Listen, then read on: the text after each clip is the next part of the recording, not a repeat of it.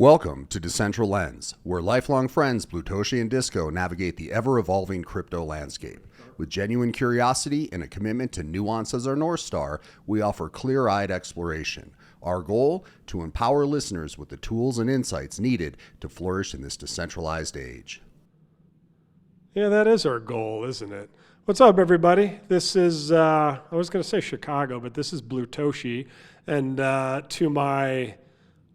Everything's mirrored. So to my left is Disco, but he's really to my right. So in reality, we're in Austin, Texas today. You'd think we'd be here for consensus, but we're actually here for a fun party and after party. So we're kind of flying in, flying out, be away from our families as school gets out. But I'm excited. We debated to do this show because everything's so crabby this week and everything's so kind of like flat and sideways, and ordinals are down, runes are down. Obviously, Solana stuff is pumping like crazy, which makes us Bitcoin-centric folks even more crazy. But I don't want to go too long now, but I am Blutoshi. This is Disco. We are live. We are together. Remember, we all grew up together, so I've known Disco since he was 6 years old. So Disco, we have one wireless mic. I tried to get two working, but everything's a work in process. Everything's a learning experience. So Disco, how you doing?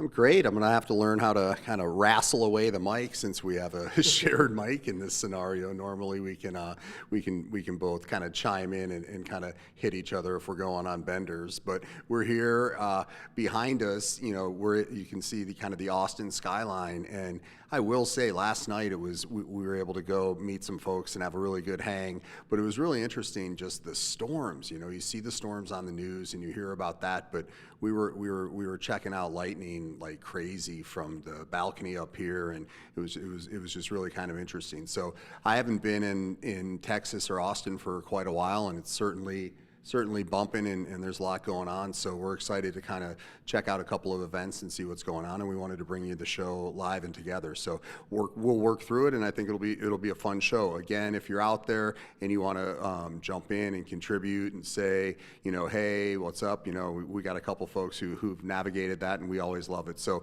and again, if you like what you're hearing or you want to support, you know, like, subscribe, and spread the word. Yeah, absolutely. So yeah, we both flew in yesterday to an insane like electric lightning storm, and I was going to lift the computer and show outside, but I realized there's all these wires connected to it, and then we'd lose our microphone and power. But last night it was cool. We met some cool OG Ordinals holders, and we met one of our favorite people. And when Disco was out that week, Brennan filled in, who is about as OG as you can get in the Bitcoin space, and did a show with me in Disco's absence, and he's one of our absolute favorites in the space. He's from around here, so we went to his local haunts, got to meet some old Ordinals people. And I got to say, Disco, I was a little disappointed. I thought people would be like, Blutoshi, impressive, you're very tall. It's like one of the only things I have going for me.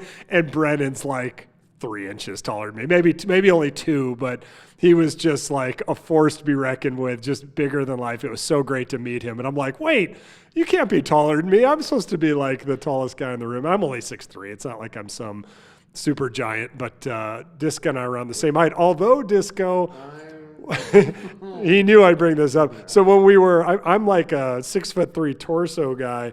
Disco's a solid like 6 feet tall, but said he was a torso guy, but way more proportioned.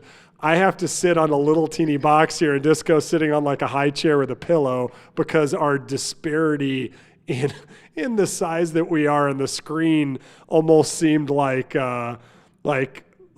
two nesting dolls, and I got to be the tall nesting doll, and you were like third from the bottom. So, and it's bizarre because we're like, it's quite strange because we're actually, I'm probably 2 inches taller sitting down than him, and it had us looking like we were 7 or 8 inches difference. So.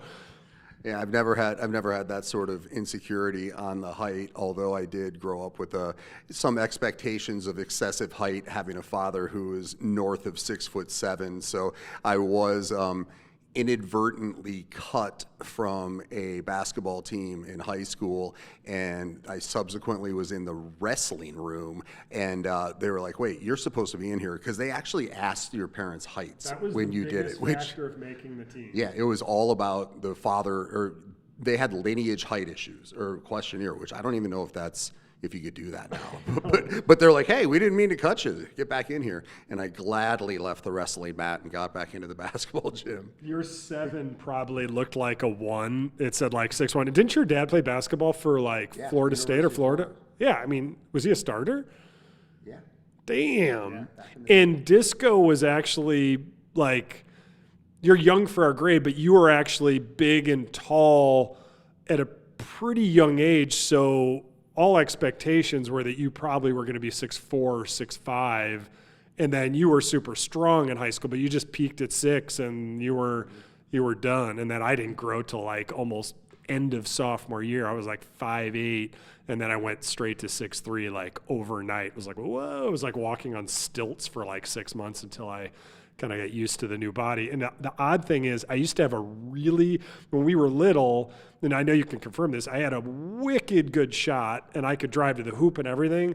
When I went through puberty, God, it's so cringe saying that word on a podcast, but when I grew, my shot got worse, and I was always a slow runner. I could throw balls really hard and fast, but I was a slow runner. That was my only like athletic Achilles. And then I went through puberty, my basketball shot, I lost that, and I all of a sudden became like super fast. It was like the most bizarre, like I had a new set of tools. I was like, all right, I like this fast tool. I like being uncatchable.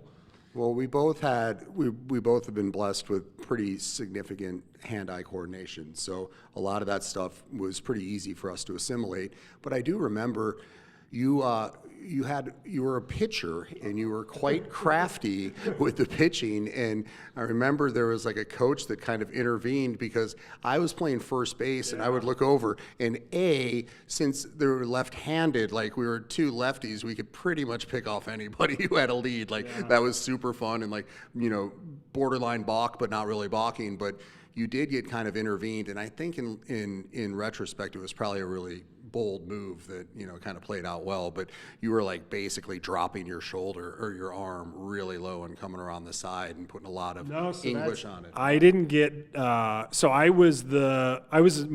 David was number 1 pitcher. I was 2, you were 3, and then by the 5th game you were definitive 2 and I was 3, and I was like, wait.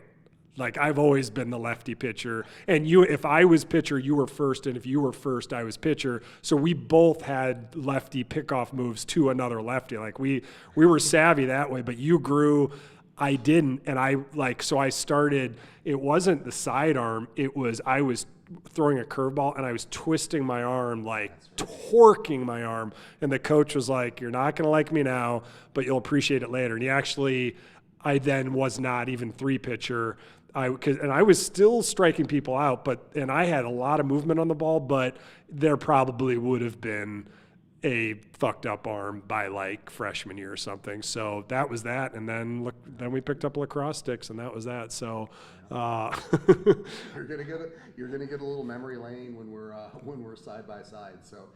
That's part of the friendship, and that's part of the lifelong friendship and getting together. We go down the old memory buckets, and oddly enough, we're finding a lot of kind of richness to gain from those conversations. So it's great. I'm glad that we're here doing this together. It's slightly unconventional from our traditional shows, but if you have anything to add, we'd love to have you jump in, and we'll get cooking pretty soon. But it's been really it's been fun being down, boots on the ground, and seeing some folks that you only kind of knew through PFPs. So looking for more of the same this evening. We're going to a premiere of a movie about the nouns and getting the nouns into the Rose Bowl parade, so I'm super stoked to see that and just kind of continue the vibes because it's been certainly fun and positive. Yeah, this is going to be fun tonight with the whole nouns. It's called like Shark. It's got a really great name. Shark Pickle Cone. Seth Green's in it, and I've always admired the nouns, and I will probably still pick one up. We got to meet a couple last night. And as Brendan says, it's the goal is to be the world's biggest brand and the world's like first and kind of biggest DAO. And a lot of them have stuck with it. ETH obviously has gone in cycles. Everything went to Ordinals, runes, and now obviously Solana and the meme coins kind of has the thunder now, and maybe the ETH ETF. Although a lot of people were saying they thought ETH was going to make its big comeback and go just haywire and nuts cost-wise. When the ETF comes out, I think that's going to be a slow cook. I don't think ETH is going to go, I don't think it's just going to go to 4, 5, 6, 7, 8,000. I think it may eventually, but I think it's going to be a slower road. Yeah, we'll have to see how that shakes out. I'm probably a little bit more bullish on the upside from that. I think that I don't know if it necessarily corresponds to NFT, but I think you will see number go up a little bit once it actually starts trading and is kind of fully approved and all those steps are through. There we go. Who do we got up there? Oh, nice. We got Third Web, and then we got Ski God. He's Tommy John. That would have been the most sad freshman year. I will say, switching from baseball, because that was my number one sport by far. Well, it was basketball when we were a lot younger, and that was baseball. Switching to lacrosse when lacrosse was still like a club sport in Illinois, it was like a little high school fraternity with not cool kid like lame ass bullshit backwards hat fraternity, but it was just a fun group of guys who were all different kinds of athletes, burned out on their respective sports, and then switched to lacrosse for the 8 other schools. Now there's 150 lacrosse schools, and it is super competitive. When we were there, it was all athletes from probably mostly baseball, like done with this sport, and they moved on to that. So and a lot of football players were the defensive guys, and it was a fun thing. But Ski God and Third Web, appreciate you guys being on. Welcome. We love doing this show. It's funny, we had a great probably 2.5 hour chat in the diner this morning, just talking about old times and we grew up together. I grew up with Disco's wife too, and it was just cool to walk down. Like, I always think, like, well, what else do we have to talk about? Like, there's always something. But like, remember when we were 16? So it's super cool, and it's cool to go through this journey of crypto, because I think the other day I brought up, we're like, what is this show about? It's like, it's about crypto.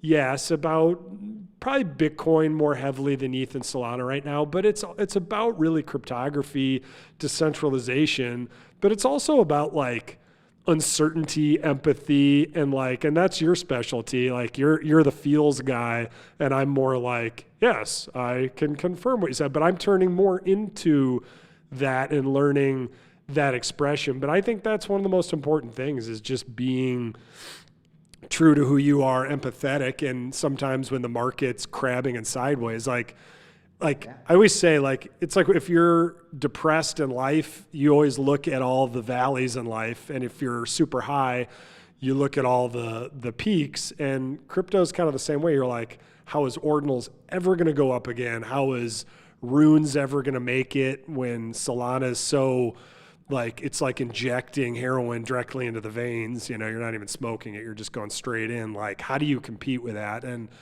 the answer is either maybe you don't, or like, we got time, like things will solve themselves. Well, I think it goes to empathy, but also authenticity. So, when we started doing the show 6 months or so ago, one of the themes that we came up with was that we like to identify themes and weave them together and build upon those. And I think that having, there's tons of people who do really well in this space with, kind of high frequency trading and getting in and out and and doing that side of it. But I do think there's value in approaching things from a somewhat emotional and empathetic perspective. And really, if there's something that you vibe with, and a project you vibe with, or, art you vibe with, or, kind of the story you vibe with, like, stick with it, because we, every week we kind of comb the stories to be like, oh, what's kind of popping, what should we hit on right now?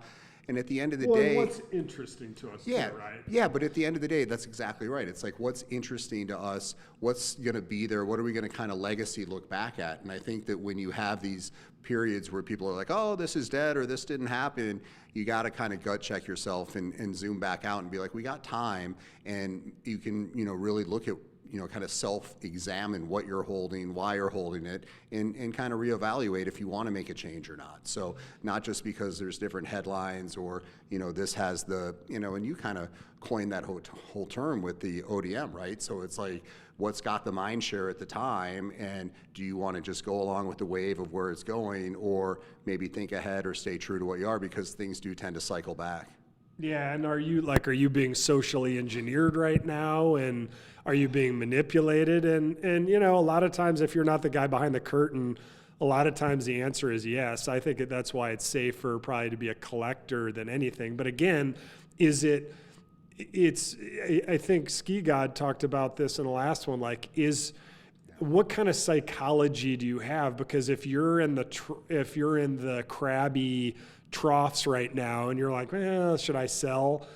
It may be the time to sell before things just go to zero, but generally most people psychologically sell right now.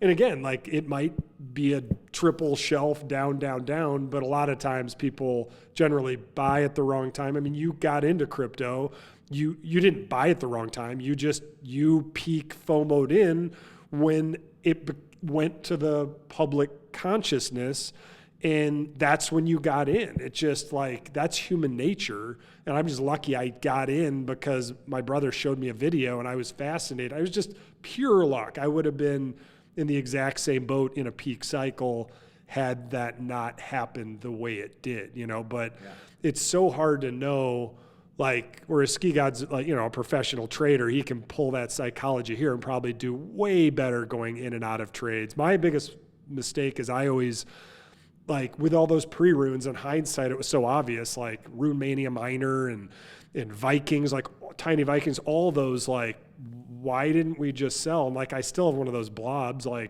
could get 0.035. I don't even know what that is in Bitcoin. Maybe was that $1,000 or something? Why not? But then the dog to the moon, I sold 2 of those pre-runes, which is probably the value it is now. So I didn't lose, and I've got 1 more, and I'm like, do I sell it now or do I wait? Does it become a meme?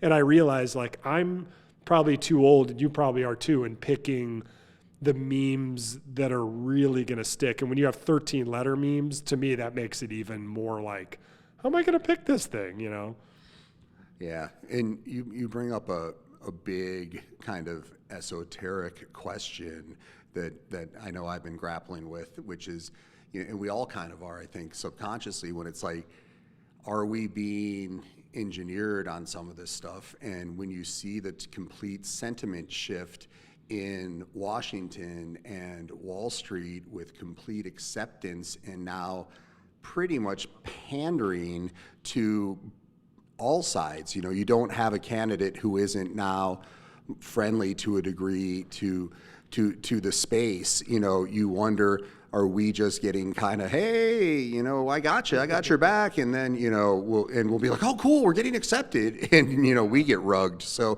it's a weird time when you're seeing all these headlines and you're seeing politicians and heads of Wall Street embracing something that we were kind of kept in the basements on for so many years, that it's kind of a weird reckoning moment, I think. Yeah, I mean, and talk about an about face from the Democratic Party. We'll get into that. But Ski God, I appreciate your question. Are we seeing runes momentum pick up? It's funny because all your questions you're asking yourself, dude, if you were sitting right here, we'd just be like, well, what do you think? I don't know, because like I said, when we've messed around with the Solana meme coins, it was such an instant dopamine hit to do it from, one that Ski God and I have been talking about a lot, and I know Disco's into the whole cryptocurrency girl, which is kind of a fascinating play back on provenance and what Elon did back in 2017, getting his literal Twitter and now X handle before he owned the thing, muted and kind of temporarily blocked until they were like, oh, he got hacked, and he didn't. So with runes, I don't know. I mean, I know Dog is running right now. We just looked. What was it? Over 600. Yeah, so Dog Go to Moon's over 600 million. RSIC looks like it's kind of just still the distant number 2, side pedaling at, what was it, the 150s, 160s? So still high, but not clearly. Dog is running off. But someone last night made a really good point about Dog. you have, he used a really good term. It was like founder. Leader. Yeah, like is like everything on dog is obviously, there's a huge following, but it's based on Leonidas. Like is if he missteps or if people kind of turn on him, then that coin could go down hard. So a lot of it's based on if he can keep pushing it up in the successes. So a lot's resting on his shoulders. That's certainly, I mean, I'm glad I don't have a token that has that much pressure on me, but I wouldn't want to be, even if I knew I could make millions of dollars, like, I know this sounds crazy, I would not want to be in a position where me going on shows and what I'm saying and keep putting out there in the public sphere, it determines if a coin is going on or not. Maybe it's taken on a life of its own. Maybe he doesn't go on as much, but I still think he's going on shows all the time, isn't he?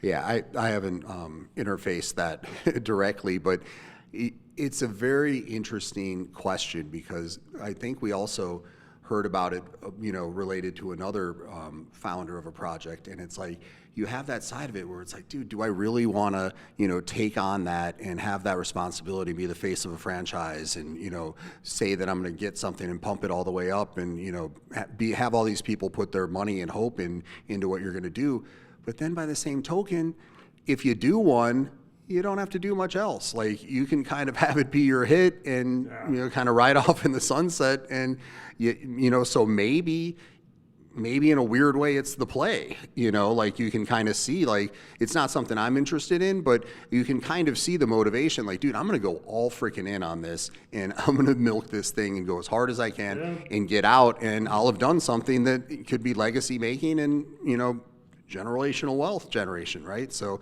it's an interesting kind of, I don't want to say conundrum, but it's certainly not something that motivates me, but I would understand, or I'm starting to understand more so some of that motivation. Like, dude, I'm just going to go for it and move on. Yeah, and it's working too, right? I mean, it's at 600 plus million while the rest of the Ordinals market is sideways right now. The rest of the runes market, I mean, there's obviously moves and new tokens, but nothing, I know Wanko was up and then it was down, then it was up a little and it was down a little. Like a lot of them have done these cycles, but except for maybe Dog Go to the Moon, like there's been no, I don't know what you consider a breakout success, because on the Solana side, would we say 3 were over $1 billion, and then obviously Pepe on ETH is kind of reaching its own. We were going to share a screen. I don't even know if it's worth trying, to be quite frank. But Cats and the Satsky, God loves that. That's his new push right now. It is. I do like that one, being a Dr. Seuss fan. In fact, at one of our high school parties, when PFVW's dad, like, remember they made those things and everyone had a thing, what celebrity or what famous person you were, and I think you had to guess. It was like fun party with all the girls and all the guys, and I was Dr. Seuss, so I was like, oh, cool. That was kind of a Theodore Greisel. Yeah, that was a cool one to pick. But so yeah, that's a good one. But I don't know if I'm buying a ton of runes, and I'm probably stupid too, though, because when things are down, I'm like, well, I'm not touching anything. Things go up, I'm like, maybe I'll dabble now, which obviously that's how you don't win. Like all the big wins I have are buying Bitcoin and buying ETH early, holding them, and then probably some of my ordinals. Like I think my Bitcoin shroom. Actually, we had an interesting conversation in one of the Bitcoin shroom chats, and I think actually Ski God's one who brought it up. But like, you're not trying to, because someone says like, oh, shrooms will outpace the dollar, no problem. I'm like, yeah, but you don't go into it through the dollar. You go into it through Bitcoin. And I was probably like, I don't want to say the adult supervision in the room, but I'm like, outpacing Bitcoin is going to be hard. I said, if I had to pick one collection that could probably do it with the provenance of being sub 1K and with the history of the whole Bitcoin ecosystem and how it was done, I would say Bitcoin Shrooms is the one that has the best chance of kind of outpacing Bitcoin. And I say that with trepidation. I don't know if any of these can outpace Bitcoin. So if Bitcoin's at 500 grand, let's just call the floor of Bitcoin shrooms 2. It's really like 1.75 now, but then I got to do funny math. So if it's 2 Bitcoin and we go to 500 grand, that's $1 million for Bitcoin shrooms. So in 10 or 20 years, let's say it's 500 grand in 10 years. I think we all think it'll be more. But so that shroom, you go to US dollars, is that going to retain its 2 Bitcoin for $1 million? I think that one I could see like it is an alien punk. Those go for millions. If Ordinals win as a collective, I think I could see it happening where there's only 222 or 200. Yeah, there's not a lot of them, and all of them. Some of them are obviously more have more appealing stories than others, and some have more appealing look than others. But that seems there's obviously less aliens than that, but not probably.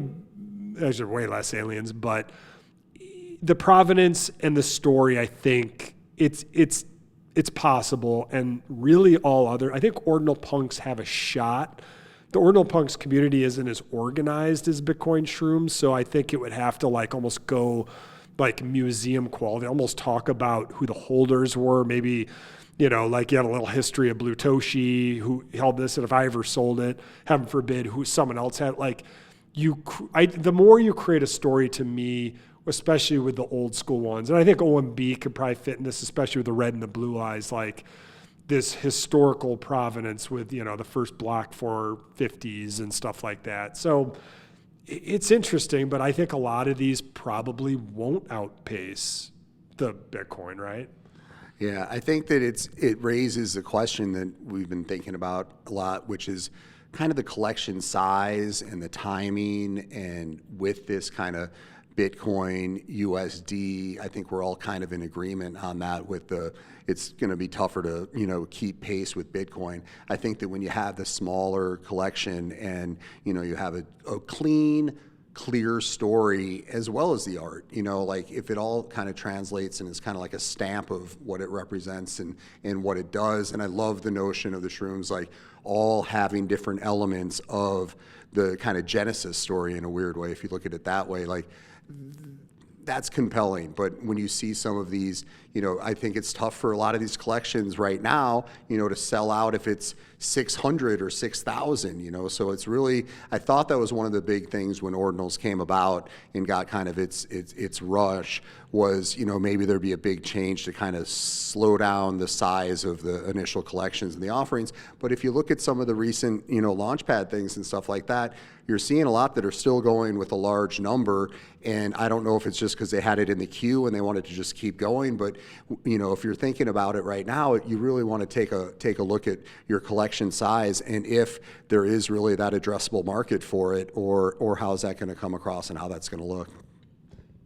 Yeah, I'm a big believer that 10,000K collections on the Ordinal side. And I'd Node Monks, maybe Frogs, a couple have definitely pulled it off. I don't know how many Pizza Ninjas there are. That's not my cup of tea, but there are some 10,000ers out there, and it's worked. But I like the smaller collections. But what I've learned and seen is, and I think you touched on this, if you have 200 holders, there's not enough of you unless you have literally 100 of you or maybe 50 of you are in like massive following influencers always pushing it, but it's just hard to compete. 10,000 obviously isn't 10,000 holders. It's probably 4,000 to 6,000 holders, but 222 is like 108 holders, if that. So it's way different. And also, if you look at like kind of the type of collectors that can get into some of these collections at the entry point, a lot of them aren't interested in, banging the drum that much necessarily. They'll more like collect and hold, so they're not necessarily pumping the timelines and all that. So that's one element of kind of those really kind of pristine, prestigious sort of collections. It's like some of those collectors are like, dude, I'm holding it. I don't need to, shout from the mountaintops, look at what I got, because, that's what I'm starting to just see. Like, there's just some folks who are holding some insane, insane collections. And again, I wish that I was able to have more access to viewing how people would curate some of their stuff. And I think I'll be really excited when that comes about. Instead of just like looking at someone's Twitter, oh yeah, okay, cool, I'll follow you or whatever. I'd love to be able to kind of nose through some people's collections and really kind of do that tour. And I think you can with, I'm pretty sure, oh shoot, what's the name of the virtual gallery? I think Ordinals, they handle it no problem. But you're right, it's not. People aren't like doing it. Yeah, I think we expected by now that we'd all be in like virtual reality hanging with each other, like where it felt like nothing replaces hanging in real life. And like last night, just going to the east side of Austin was so cool. It was like, I'd been to Austin. I used to come here when I was in corporate America, and I used to come like 5 times a year. And this was like the territory. I worked in the music, entertainment, TV business, if you will. And I used to come out here to an agency that was huge back in the day. And there's like 10 times or 20 times the amount of like big buildings. I can't believe, all the Californians obviously came to Texas during COVID. We know that, but I am amazed at how much Austin's grown. But the east side, I was like, oh, that's a new little section with bars. It was actually like the gentrified old section. I felt like I was Don Draper from the 50s when from what's that show called?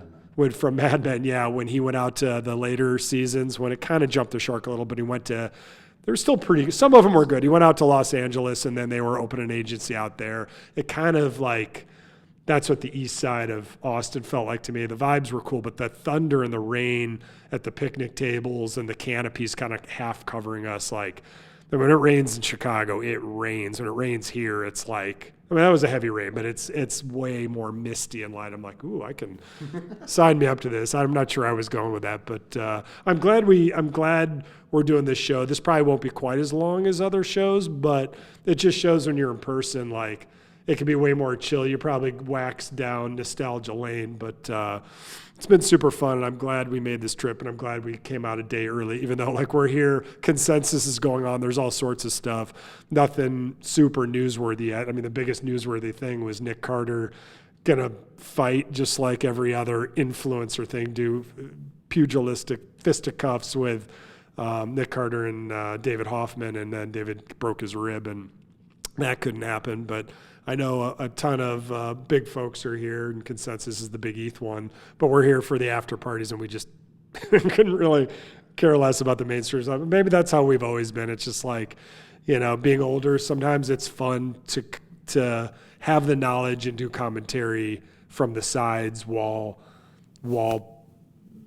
like stuff happens, but it's almost like, well, it's this time every year. Is there big news? The ETH ETF has been approved. That's huge for them. So I assume that's the big one they're carting around. But I don't know. Last night it was just so cool to meet some of these Ordinals OGs and nouns, and it was just super mellow. There's only like 15 of us. And on the other side of town, it's just like there's camps and fiefdoms and kiss the rings and like, yeah, no thanks. Like if something important happens, we'll let you know. Yeah, it reminds me, I too have a pretty long history of coming out here. I used to come out, for the original kind of South by Southwest when those were going. And it was the same sort of thing. You have the, like the Four Seasons scene and the convention scene where you're having the corporate, and then you kind of have the other guys, like, where's the after party? Where's the side hang? Like, what's going on? What should we check out? And we're definitely more in that camp for sure. But I will say I don't know if it's like this, if it's, part of this new acceptance, but when I was on my flight here, I could spot, we had a very strong crypto contingent flying in. Just say it, the crypto bros. They were here and they were well represented. And I just think that it's part of this acceptance that I think I'm going through where it's like, oh my gosh, this is really out there. And this is industry that significant amounts of people are working in, and significant amounts of people that are focused on upside investment are putting resources to. So it really does hit that inevitability of, wow, this is out there. I experienced a very similar thing. I was one of the folks that was kind of early in America with promoting electronic music around, I'm going to date myself, but around the turn of the century, or the turn of the millennium, right? And I was convinced, and so was my kind of crew of friends, that like we wouldn't see a guitar played after 2000. It would all just be electronic music. And it took a little bit of time, and it really does kind of reinforce that journey of, slowly and then all at once. And I think we really are sitting at a total precipice of seeing this all at once actually happen. When you start seeing planes loaded up with people working, I overheard a bunch because we were delayed quite a bit, people talking about things that I didn't even know were being built where I'm from. And I'm sure that's going around not only in almost every city here, but globally and everything. So I just think that we are really just sitting down to breakfast to see a whole new thing. And now electronic music's ubiquitous, across the United States. You can't go to a restaurant and not hear down tempo. You can't see a festival that's not having a big EDM DJ or act. So I just think we're really getting ready to see that come to life. Yeah, and the other cool thing about it's funny in Denver, it just shows you where everyone's moved. They moved to Texas, they moved to Denver, they moved to Colorado, obviously, and then out of a lot of the blue states, out of Chicago, Disco hit me up. He's like, "Are you hearing all this crypto bro chatter?" I'm like, "None." Not even and I even I had landed and I got the text from him just as I landed, and I don't do the Wi-Fi in the plane because as soon as the plane starts moving, I'm like, I'm asleep, and then I wake up, and then but I looked around behind me and I see that stereotypical Chicago guy with a bushy mustache. I'm like, I don't think he's a crypto bro. I was just like, hey, let's get some sausages, I just think Chicago, my name used to be Chicago X because I wanted to be kind of the thought leader in Chicago. And I'm sure there's some super smart talents. I know there's a couple of CryptoPunk holders there. I think Novo is actually from Chicago. So there are some smart folks, but it's way smaller than obviously New York, Denver, Texas, Miami. People are obviously congregating to certain spots, and Chicago, I don't think people are congregating. I think they're actually leaving in droves, and once the kids are gone, I say I'll leave, but it's hard when you're born and bred somewhere. You like the pine trees and your oak trees the way they are, and you like your seasons, and we'll probably just travel a ton more and then maybe get a place down in a cheaper state. Well, it's not necessarily congruent for someone who is taking the pill and understands, the economics of crypto, to then be in a place where they're paying an exorbitant amount of property taxes and not, and just feeding kind of a system that is outdated. And in Chicago, you're paying off the Dailies debts, and all that, and it's just tough to get ahead. So it's kind of like that whole, the people that are out there, on the cutting edge are going to be like, dude, why am I paying this there? So the state, all the places you mentioned are places with zero or very little state tax. Yeah, if you have a $300,000 place in Chicago, you're paying $10,000 in taxes a year, which it doesn't add up from blue to red, right? So anyway, we'll keep waxing around and talking about that stuff. But so what happened this week? So Mount Gox, or MT Gox, whatever you call it, that was actually, I'm Mount Grox. I like that. That's Elon's thing. So Mount Gox, the wallets are on the move. 9 billion is on the move, and they haven't moved in 5 years. So the payouts are about to happen, and that's why Bitcoin it didn't go down a ton. It went from 60. It's been hovering at 69 for a couple of weeks, and now it's at 67. But the Mt. Gox stuff, it's finally going to be paid out. It hasn't been paid out yet, but that anticipation of 9 billion coins. If I was at home while you were talking, I'd pull out the calculator. But I think it's 100,000 plus Bitcoin. It's quite a bit. So that's going to be on the move. A lot of people's theories is like it's going to get gobbled up so fast by the ETFs and stuff like that. Like that doesn't even remotely worry me. And it might be a little time to buy and nibble, not financial advice, but by them moving, I think that's why we've gone sideways. But the coolest thing about this is it feels like it's going to go up, but it's like a slow motion go up over the next couple of years. So like everybody, like all our friends, like you said, you said like, oh, I missed it. All my clients, my old friends, like I missed the boat. I'm too late. And you're like, you don't want to buy it all in one day, but you're not really late. You're fine. You're right on time.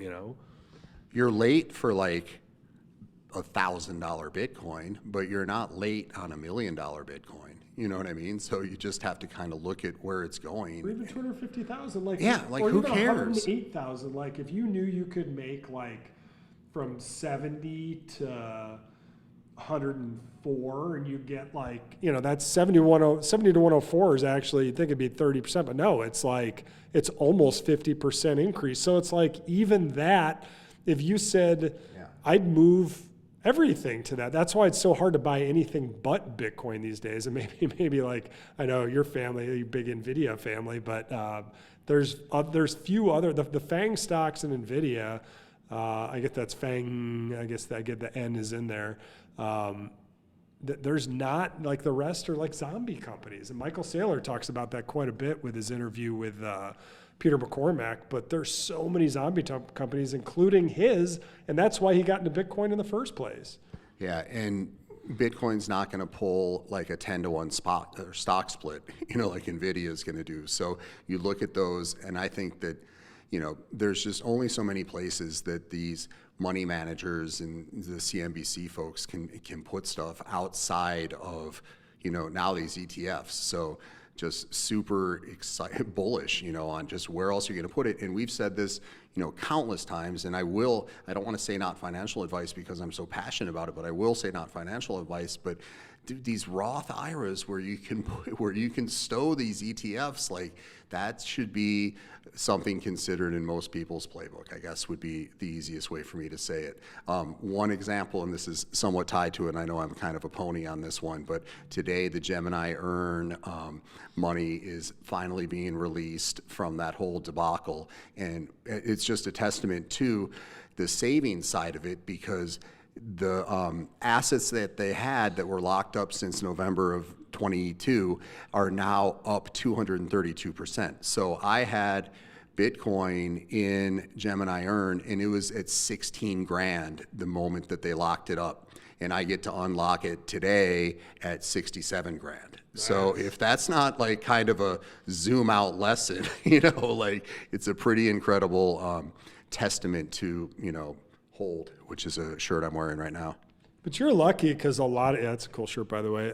A lot of the, obviously FTX was just a scam, whereas Gemini is not. And they told you from the beginning, like, we want to make this good. And like, it's DCG's fault. It's there. And maybe it was. I mean, it sounds like the wink of eye. I'm in this new, like you talk about Roth IRAs. There's a way to do these mega backdoor Roth IRAs where a traditional Roth IRA, you can only put in, I think it's 7,500 capped a year. If you set yourself up a small LLC, and it actually has to be a single person company or entity, you can create a retirement account for yourself as long as you have some income somewhere. Like even if you're 1099 from another company, you could run it through this company, and you can do these mega backdoor Roths. And I'm over 50 now, so I get like, you get even more because they're like, that idiot didn't save for retirement. They got to make it up, but you can put in with a company match up to 75 grand a year. So 10x from a regular Roth. It's called a solo or individual 401k Roth, and they're very unknown. They've been around for like a decade, but if you have a company, you could do this. If you're individual, you can't do it. You just have to do the regular 7,500 Roth. And the reason we bring this up is the first thing, I'm setting up an independent one, so I'm the trustee of the Roth. I'm going to put in as much Bitcoin as I can, maybe ETH, but probably not, probably mostly Bitcoin. because I'm the trustee, I can actually self-custody it or do a multi-sig, which I'll probably do.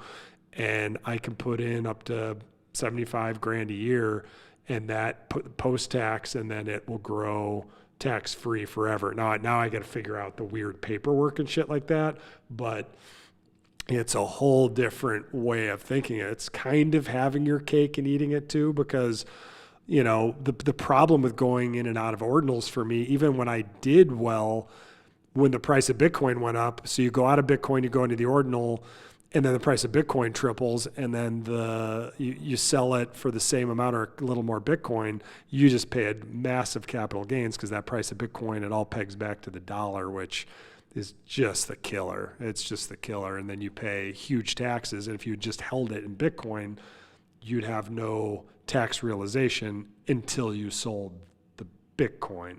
So it's like it taxes at the wrong place. But I want to ask you, just because we've seen or talked to, some people that have said like, oh, I've gotten in early, and, you have we've talked about kind of the different, entry points and kind of classes of when people have gotten in the space, and how odd is it for you to now be saying like what you just said, like, oh, I can put 75,000 US dollars away and put it into Bitcoin.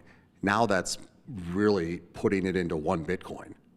You know what I mean? Yeah. So it's just surreal when you have some of these people who have been involved for a long time, and then just that perspective shift to be like, well, no, I can buy one Bitcoin with this $75,000. It's got to be kind of surreal. Yeah, it's surreal. And the 7,500 for anyone who just does a regular Roth, someone off the streets with their personal account, like that's 1/10 of a Bitcoin. That's no good. Like the only being able to save 1/10 for retirement. I can't even imagine, like, it's probably for the best. Like if I could save in those 529s for kids' college with one of these independently directed, I would in a heartbeat. But at some point, like putting all your eggs, like I always tell my wife, if I was single, I'd probably be 100% like crypto and then go to the dollar just to like pay mortgage, get groceries, pay rent. Like I would probably be all in there, because your costs, if dependence, like, that's a big risk though if you have a lot of dependence, even though maybe it's not, but you've got to hedge a little more. But it's still a nice majority, but it's not 90 to 100%. So it's interesting. So what else we got? We got Trump pardoning Ross Ulbricht, and the big story really is that, and I think Ross Ulbricht, he's been in what, like, it's probably been 8, 9, or 10 years. So it's been almost a decade. He's been in there a while. I'm a big fan of freeing him. The only thing about the story that I don't know about is, like, I think towards the end, when he was kind of getting more desperate, I think he tried to like hire a hitman. He might have been set up to hire the hitman to like take care of someone who was partially working there or something. So that's the only part I'm not sure about, but and a lot of illegal stuff is sold on there. So again, is code freedom of speech? I think it should be, right? It should be freedom of speech for sure. But I think the big news here is that Trump has heavily, I don't know if it was a test, but he's certainly pro-Bitcoin everywhere, free Ross, the whole narrative that crypto and Bitcoin holders want to hear.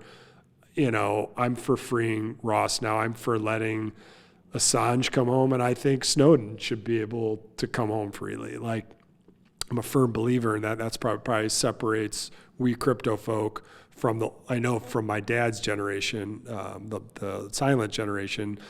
But I think by Trump going hard there and seeing success with it on the platform, and the Republicans have always been more pro-crypto, but the Democrats, which we kind of captured in last week's episode, just made an about face. That's really the story. Trump's platform is causing, kind of like always, is causing everyone else to either react or, in this case, just plain pivot.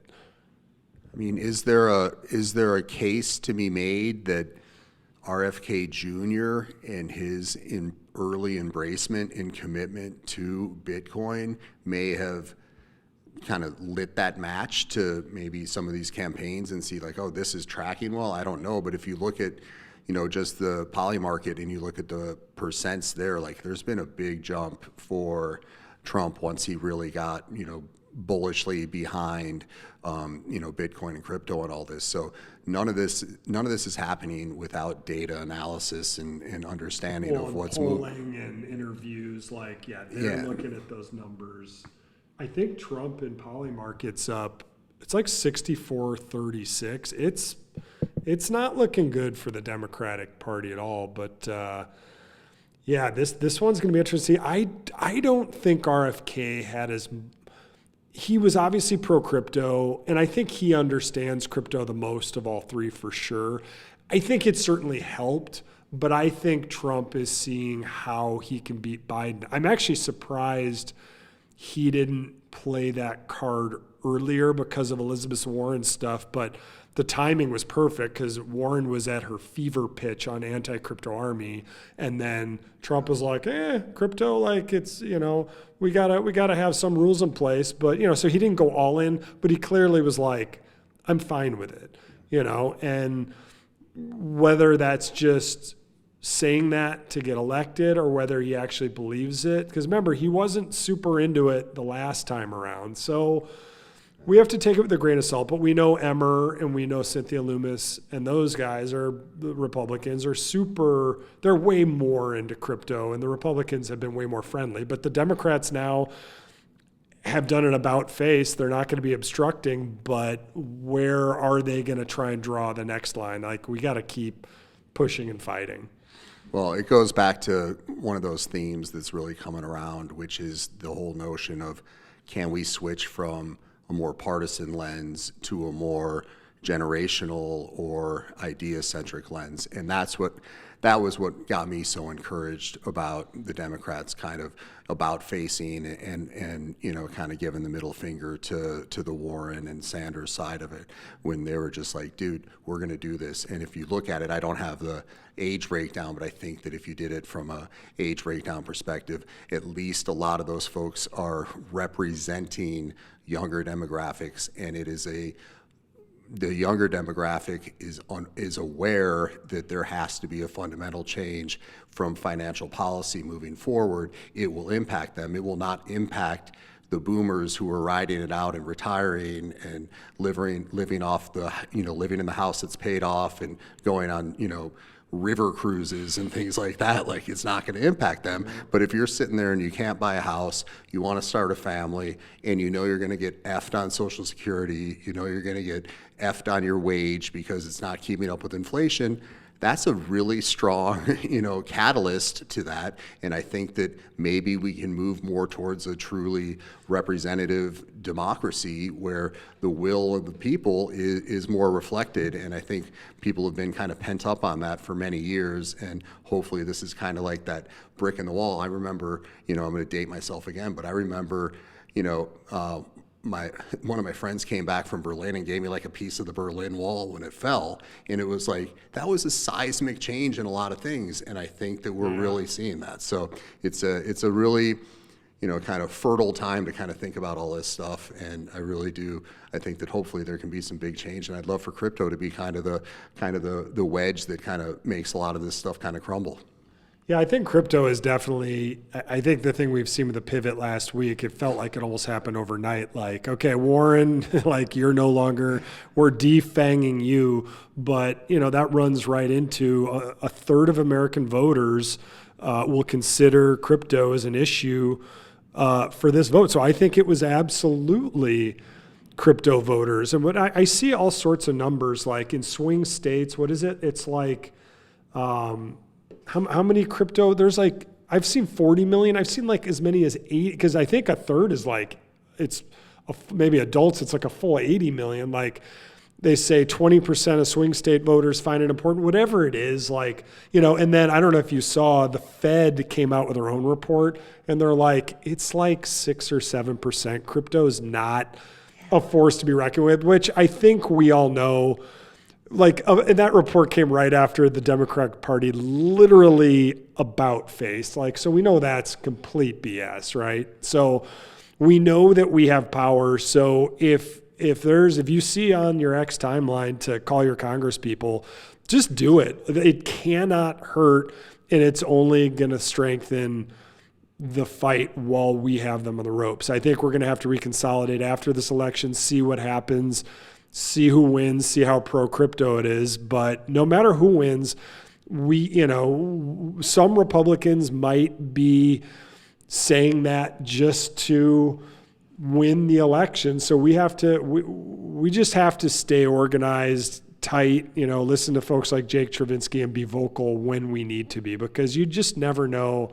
You never know when the next shoe is going to drop, because a lot of these things that pass, like the Patriot Act, if the act sounds like it's really good, it's always the exact opposite of what it is. It's like the non-patriot, like you're losing your rights act, right? So we just have to be diligent and just understand it. And I hate the word fight, because when you fight, then you're going to get an opposing force, and obviously the government force is way more powerful than a bunch of individuals from a sheer force standpoint. But if you stay calm and you articulate, I don't want to say peacefully protest, but if you just state your case and stay very calm and even, you don't raise the equalizer to go full bore. You just keep it slow and steady, and hopefully the other side it's more of just like a slippery, slide from that, the 4-slide test we had growing up, where it's just a rainy day and you can't climb to the top to get to the fourth panel and the top of the incline slide. The 45-degree incline. Strange slide. It was like a It was slide great. that angled, but it was way higher here, and then it went diagonally down. So on the low one, a first grader might be able to climb up the slippery slide and grab, but a fifth grader would be able to go all the way up the right side and get to the top of that one. And that was actually one of our tests. Yeah, and if you got to the top of the third to fourth to the right, you could hurl yourself over and enter into the platforms. To the chain bridge. Yes, you get on the small one to the chain bridge. And it was also quite fun when one would be playing tag of sorts to then hurl oneself over the slide and get down. Yeah, but if you went down, generally the tag was lava tag. Yeah, Could you go anywhere? But I guess you can make, when the wood ties were not lava, I think there was wood ties, or there was a mat or something. Or you could stop yourself before you got your feet down, and you could put them onto a log and move without touching the ground or lava. And you could get away a different way, because you don't want to trap yourself in a game of lava. No, you could go around, and then you just would have to get onto a different platform. But the bigger platform was like 12 feet high. You couldn't get to that. Like the pole was too far. Like underneath, was there things you could touch? On the right of the slide, I thought you could make access to the other platform. And that platform for me, first of all, I'll go down this one. I had two major issues with injuries there. One of them was climbing up, and one of the rungs of the ladder just was completely loose, and I just fell back. And that happened again when I was walking across the wood bridge, and one of them flipped and I fell forward, hit my head, got a concussion, and it was a disaster. Luckily, I lived across the street from the playground, so I was like, one of my friends or someone was able to go get my mom, and I was taken to Dr. Alvarez, and he helped me with that. But I had a massive concussion from just one of those being too loose. I don't even know what the wood bridge is. The hanging bars. So you know how when you'd be playing tag, you'd walk across them or run across them? One of them was loose and then the slide was at the end. You fell on that? Yeah, forward, right here. You could have fallen through. You could have. Yeah. The old jungle gyms. Take a look at those wooden structures of mayhem. But they were a bit, the tire bridge. They were all part of ours. I still have not found a picture. If anyone had it, it'd be your family. But we need to get a picture of that, because it was there was the first jump you could do in like third grade, which was jumping over the tire bridge. And that was like, you'd be jumping down about 4 feet, but across probably 6 or 7 feet. It was a big jump. Like your first time doing it, it was a rite of passage. And then you had to, the next one was that platform.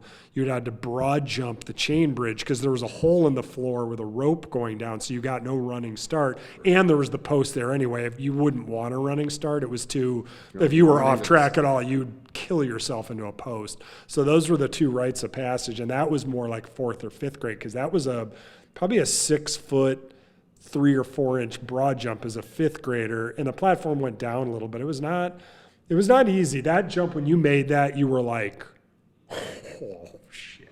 Sorry, but I'm going to take it one step further. What was the next level jump that happened that few did? So there on the second platform where you could jump the chain bridge, you could walk out and there were monkey bars going away from the bottom third platform or more parallel. You weren't getting any closer, and you'd walk and then you go to the above the monkey bars standing on just 2 wooden ties, and you would jump through basically open space. The playground really didn't go that way. It wasn't meant to be crossed that way. And you jump from the edge of the monkey bars, probably an 8 or 9 foot jump, down probably 6 or 7 feet onto the bottom platform where you would land on the chain bridge. And I don't know if I did that one or not. I did that one, but am I tripping in thinking that some people jumped from the top platform across to the bottom? Slide. Yeah. Oh, no. To the bottom? Yeah, I think Schmidorjan. I think I've seen it done. Oh, well, you lived right there. That one, I didn't even think those were close enough to be possible because the other one was the top platform. They were going the other way towards the dirty soccer field was the slide, and there was a little triangular piece of wood. You had to jump probably 8, maybe 7 feet. And I'm sure like this is a 5th grade mind. It was probably like 5 feet. But you had to jump and land on a triangle this big. So basically it was just the width of your feet.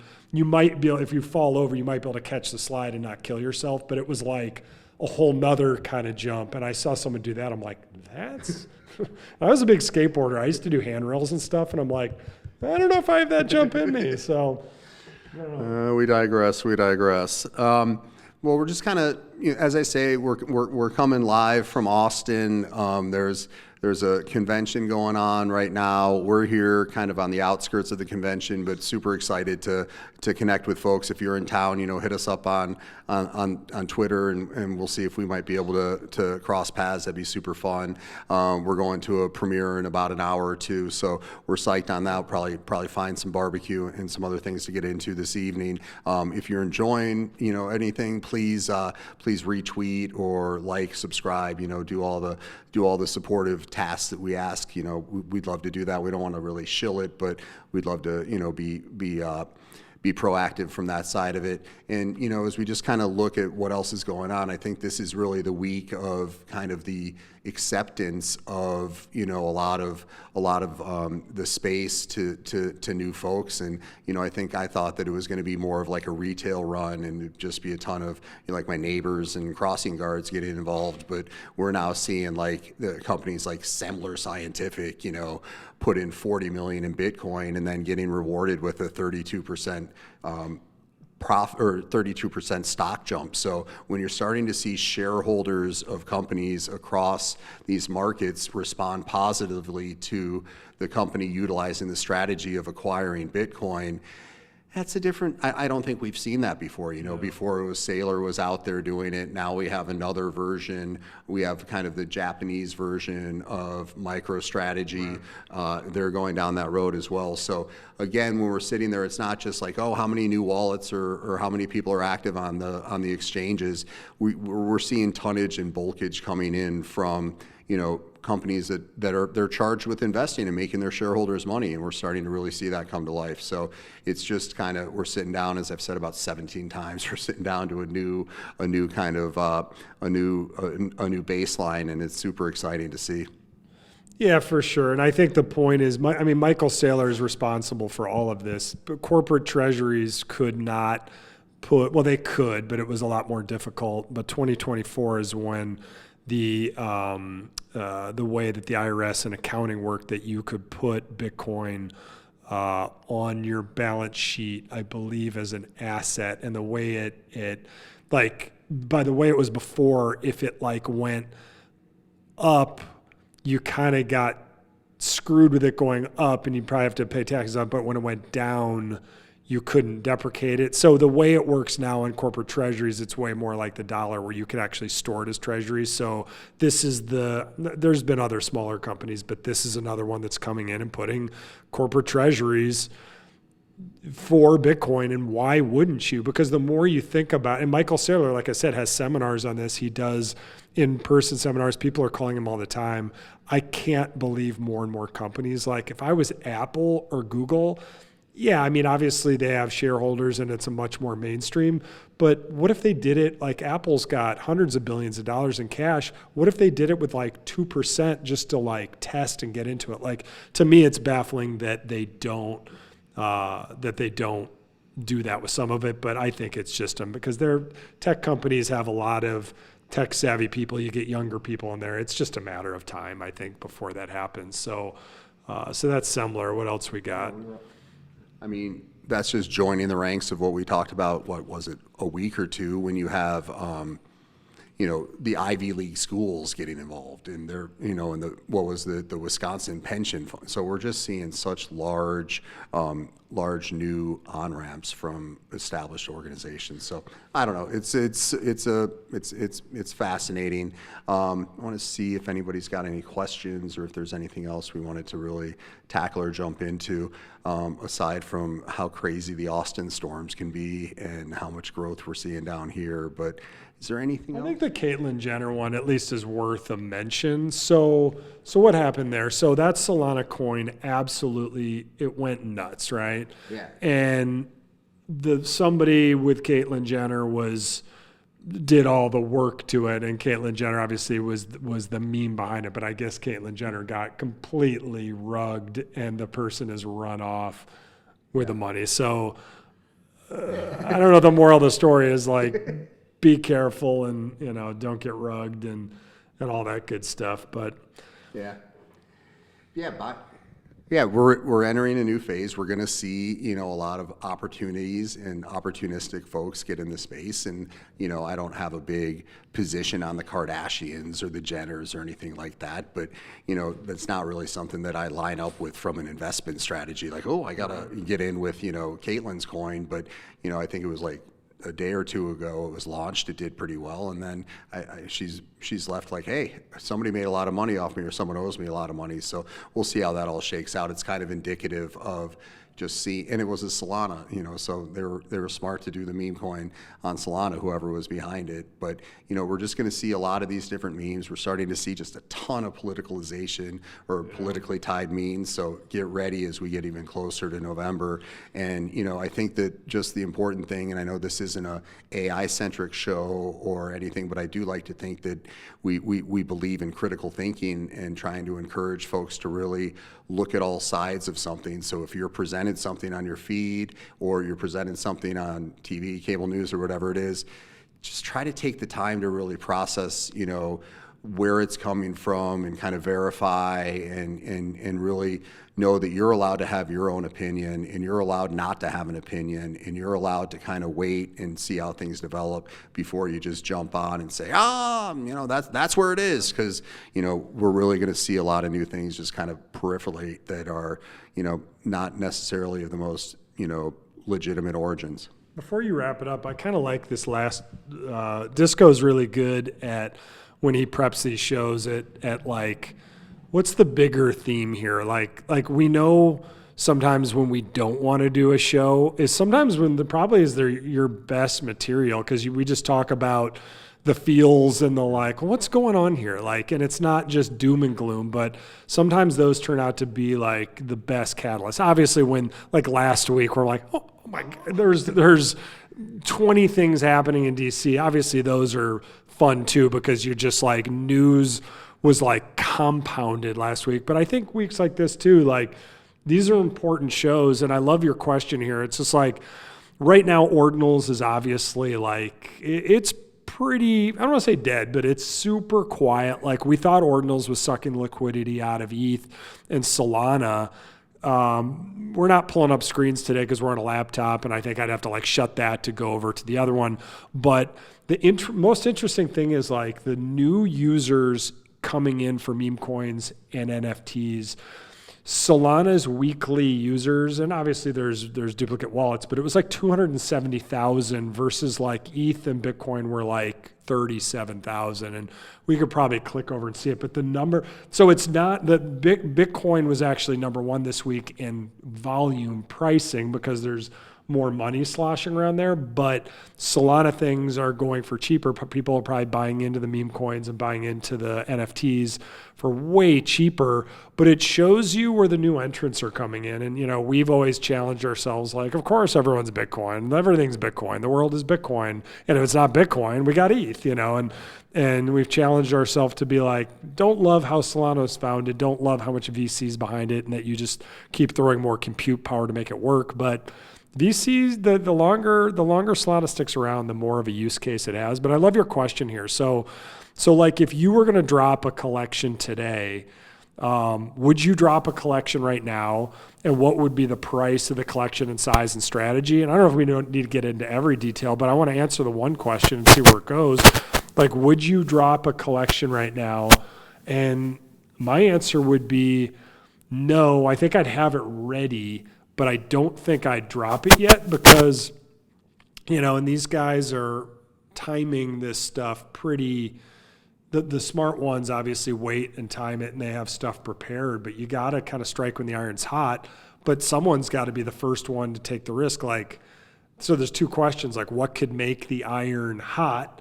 Could you have such a thing to announce to make it like bring all eyes back, you know, and hopefully you and I in the next 4 or 5 months will have something to share on that front.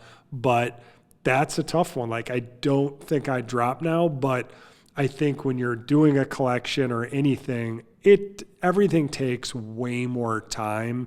And I guess you could just like have it be ready and stay in cryptic tease phase for a while and wait for it to come back, you know, and the fear in you is always like, will it ever come back? And, you know, from this brain, even though my brain's like, no, of course not. The answer is like, probably everything will come in cycles. And, you know, Runes, I think, has a long way to go before it can compete with tokens on Solana and even ETH with Pepe. Pepe is, I mean, at 6 billion now, like that's, that now we're top, I don't know if they're top 10, but they're certainly top 15, like maybe top 20.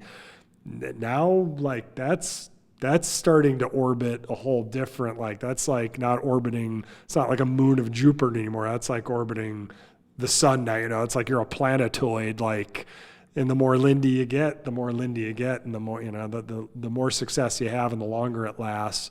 Kind of like they said with CryptoPunks, which is kind of faltering now with a lot of Yuga stuff going on. But I think CryptoPunks will still be okay. But with Runes, a lot has to be done to Runes to make it where you can just trade individual tokens. Like I don't want this block of X. I want $1,000 worth. I want $2,000 worth. And it's going to happen. It's going to take a while in that infra, and maybe everyone's moved on. It's too late, or maybe Bitcoin will continue to suck everything in its orbit, but block times settling either 10 minutes, 4 minutes, or 39 or 44 minutes, that's still, I think, a problem with like meme coin settling. It's the difference between a mutual fund that settles at the end of every day and an ETF that settles in real time because it's electronic, it's fractionalization of the system, which in this case is more efficient and just works better. So you don't have to have, you could sell that morning a mutual fund, the market could tank, and you've sold like the bottom. So yeah, there's about 9 little different exits I could take off of that. I like it.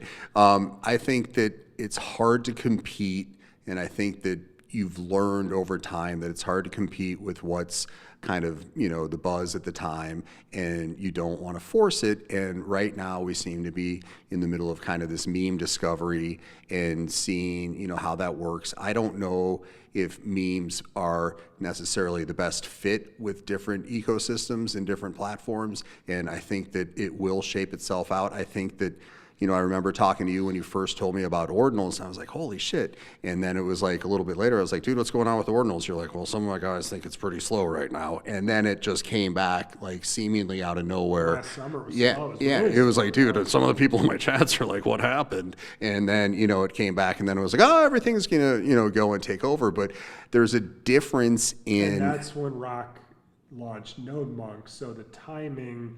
there was a little bit of momentum, and then that was the catalyst to really bring the ETH people here. And so that was that was a smart, patient play to hold the collection that long after you missed that first window. Yeah, and I think that that's the way to look at that is within an overall bull market, you're still now seeing slight bear markets within specific categories or, kind of elements. So my thought would be that's the good time to really build, as you say, and get prepared so that you can have something ready to deploy right before people start thinking about it again. So it's really a timing thing. I don't think before the election, I think a lot of this is going to go political, meme and stuff like that. So you're going to get in the way, or you're going to have a lot of things in the way. You're also going to see, new excitement back to Ethereum with the ETFs and all that. So if you're talking about like an ordinal specific collection versus, a Solana collection,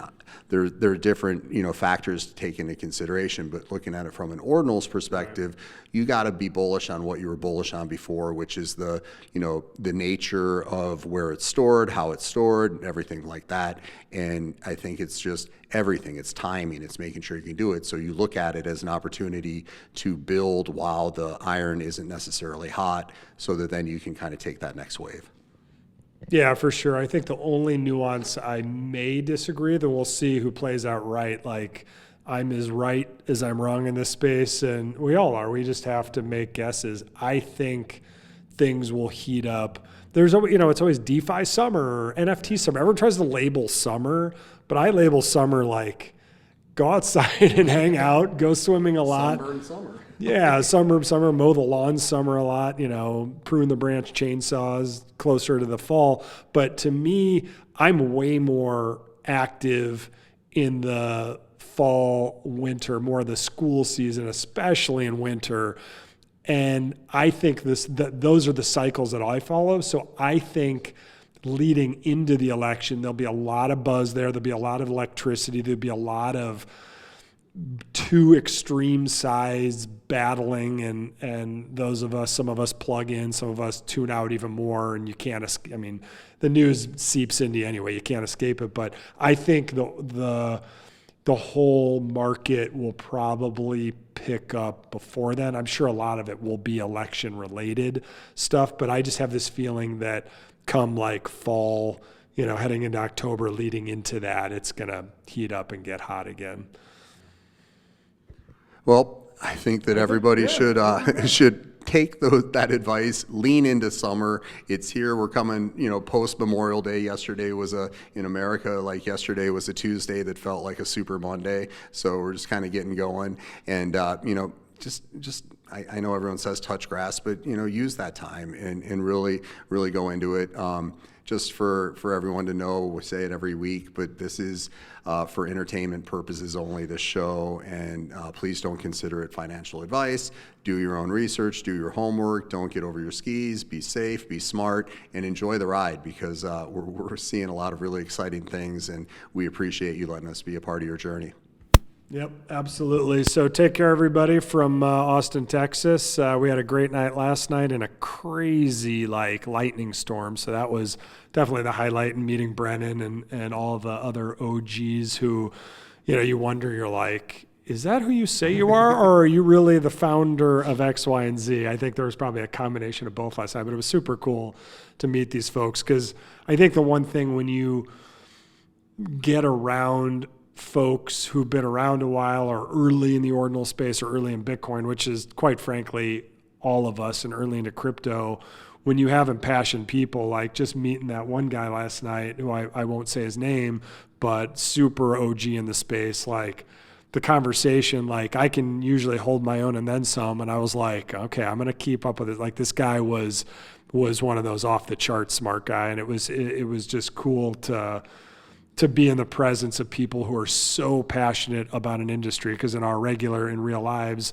like, you know, when the barber is asking or whatever, again, that's Pico top and it's time to maybe sell off and maybe rebuy back in. But it's cool to be among like-minded people. I can't wait to go to the party tonight and see the movie, talk to some nouns and talk to some OG Ordinals folks, and stay on the fringes, because I don't need to be in the center of everything. I know you don't either. I think it keeps us more independently minded. It makes us probably report better information because we're not biased, we're not bought off, we don't have a bunch of advertisers. You know, obviously we started this recently. We do it because we love it and we grew up with each other and we figure we'd be talking anyway. We might as well like turn a camera on. So with that said, everybody, thank you live from Austin. This was a fun one.